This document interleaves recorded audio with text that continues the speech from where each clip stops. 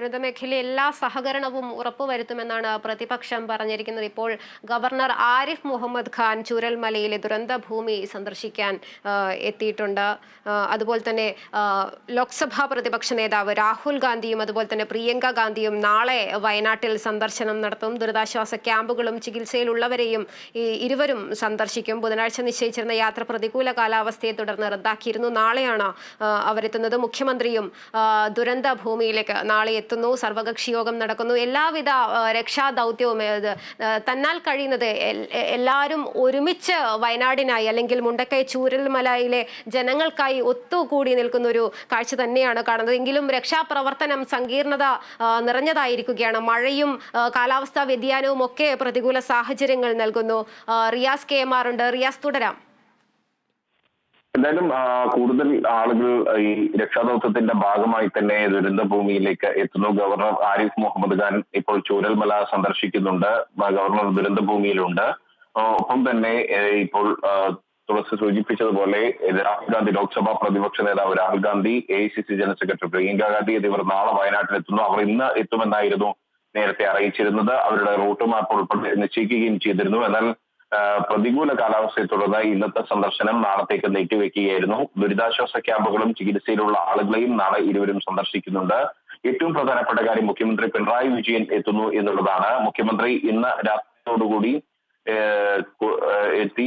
അതിനുശേഷം നാളെ രാവിലെ ആയിരിക്കും മുഖ്യമന്ത്രി ഈ ക്യാമ്പുകളും മറ്റും സന്ദർശിക്കുക. സർവകക്ഷി യോഗമുണ്ട്. ആ സർവകക്ഷി യോഗത്തിൽ നിർണായകമായ തീരുമാനങ്ങൾ കൈക്കൊള്ളും എന്നാണ് അറിയിക്കുന്നത്. എന്തായാലും ഇപ്പോൾ മഴയുണ്ട്. ഈ ചൂരൽമല മേഖലയിലും ഒപ്പം തന്നെ മുണ്ടക്കൈ മേഖലയിലും എല്ലാം തന്നെ മഴയുണ്ട്. മഴ രക്ഷാപ്രവർത്തനത്തെ ബാധിക്കുന്നുണ്ട്. എന്നാൽ അട്ടമലയിൽ മഴയ്ക്ക് ശമനമുണ്ടായിട്ടുണ്ട്.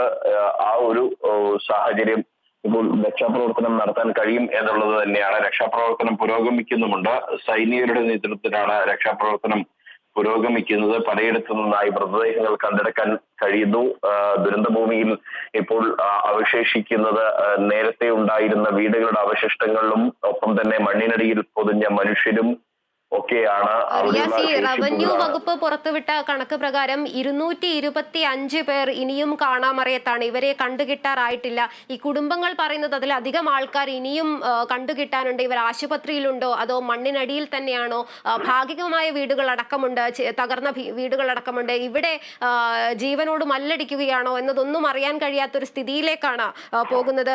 ഇത്തരത്തിൽ ഈ ഒരു 200-ലധികം പേരുടെ കണക്ക് വരുമ്പോൾ ഇനിയും മരണസംഖ്യ ഉയരാൻ ഒരു സാധ്യത കൂടി, അത്തരത്തിലൊരു ആശങ്ക കൂടിയാണ് മുന്നിലേക്ക് വരുന്നത്. തീർച്ചയായും മരണസംഖ്യ ഇനിയും വർദ്ധിക്കുമെന്നുള്ള ഒരു ആശങ്കയുണ്ട്. കാരണം മണ്ണിനടിയിൽ പൊതിഞ്ഞ ആളുകളെ ഇനിയും കണ്ടെത്താനായിട്ടില്ല.